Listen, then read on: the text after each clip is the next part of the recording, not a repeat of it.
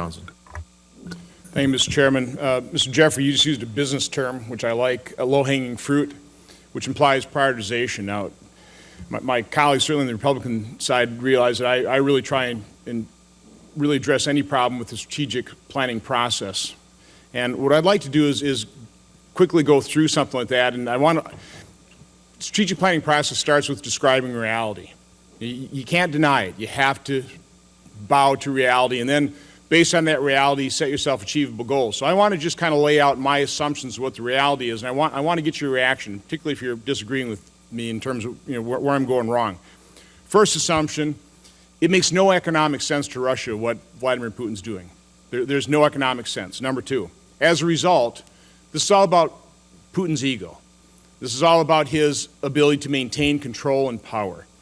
Number three, what gives him power is his oil and gas, the gas station, and his monopoly control over supply, which is quite honestly crazy. In business, customers should be in control, not the supplier. Here's another reality. We can talk about sanctions. I want to have a somewhat contrary view to that. Most of the harm caused to the Russian economy occurred before any sanctions were imposed, because the world does recognize what he's doing makes no economic sense, and it's scaring investors. So Vladimir Putin's done his own economic harm, and that will continue regardless of what the West does. And by the way, another reality is, because sanctions are a double-edged sword, mutually harmful, I don't believe the West will ever have the will to impose the kind of sanctions that will affect his calculus whatsoever. So we can talk about them. I don't believe they're going to be imposed. And by the way, it's maybe not a bad thing. I would rather inflict pain, one-sided pain on Vladimir Putin, make him pay a price without us having to pay a price. So that sets me up with, that's to me the assumptions, that's the reality situation. From that, now you establish goals. To me, the number one short-term goal, and I think it's obvious, is Ukraine must gain control over the East.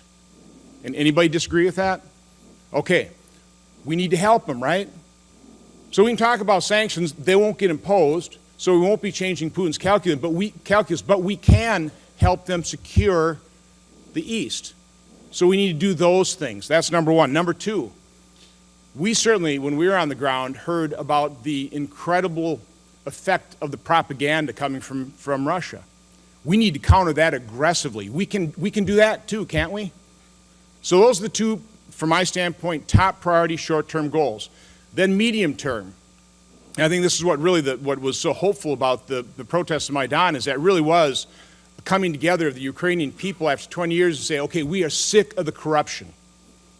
So we need to do everything in terms of our actions. If we have to tie aid or help to make sure that anti-corruption laws are passed, I think we should do that. That's the medium term, because another part of the solution is we have to have a successful government in Ukraine. And then long term, again, understanding what gives Vladimir Putin power is his oil and gas monopolies. We need to break that up. So we should be taking actions today to make sure that Vladimir Putin understands that his monopoly will not be in place, not 2, 3, or 4 years from now. So again, that's just my way of thinking. Here's the assumption, here's the reality, and I think you have to bow to it, and here are the goals that we can actually achieve and we can help. So again, where am I wrong? What am I missing? I'll start with you, Congresswoman Harman.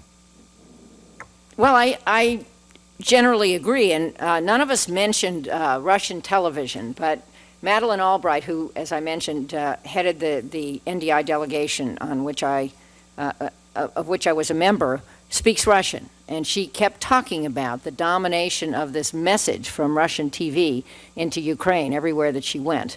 And we don't, and the Ukrainians don't have an effective counter. So I commend you for putting that on the table. I think it's a very important short-term goal. We've discussed the border. I think everyone agrees that more needs to be done on the border. On medium term, my understanding is that there are now, as part of this package of laws that Ken Wallach mentioned, the reanimation package, or at least what's been passed to date, some strong anti-corruption. There is a strong anti-corruption law. The problem is it isn't enforced.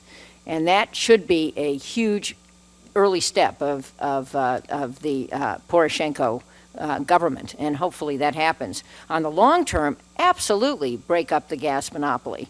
I still am hoping for sectoral sanctions, but we have an opportunity in this country. Tom Friedman, the op-ed writer for the New York Times, has called it a grand bargain to get everyone to buy into a package of safe development of energy, safe transportation of energy, and then export of energy, a variety of energy, not just LNG, to replace Russia as the gas station for Europe. And there's another point. Senator Markey, I think, was going to be here, but I know he has a notion that we should help Ukraine become... perfect. I think we rehearsed this. Hello to my former colleague. If you're going to talk renewable energies, again, I would think that would rank pretty low on the but let me make the point. Because, again, we have to take a look at what's going to be most... All right, but his speaking for Senator Markey, which I've done for many years, his point is that Ukraine is the least efficient user of energy of any of the countries in that region. And if we could They have their windows open in the wintertime because it gets so hot. If we could help promote energy efficiency in Ukraine, we would reduce Ukraine's dependence on Russia. So there are steps like that we should be taking. Ambassador Pfeiffer. Yes. Senator, I agree with most of your construct. I'd make just 2 points. One, I do think that there is value in sanctions because otherwise... No, let me ask you, do you honestly think they're going to be imposed to the point where they'd actually have an effect? Again, if we could actually impose them, I think it might affect Vladimir Putin's calculus at a cost to the West. So again, because that cost to the West, do you honestly think they're going to be imposed? Because like Congressman Green said, Vladimir Putin has crossed the line. He's done what we said if he did, we were going to impose him. We haven't imposed him yet. No, I agree.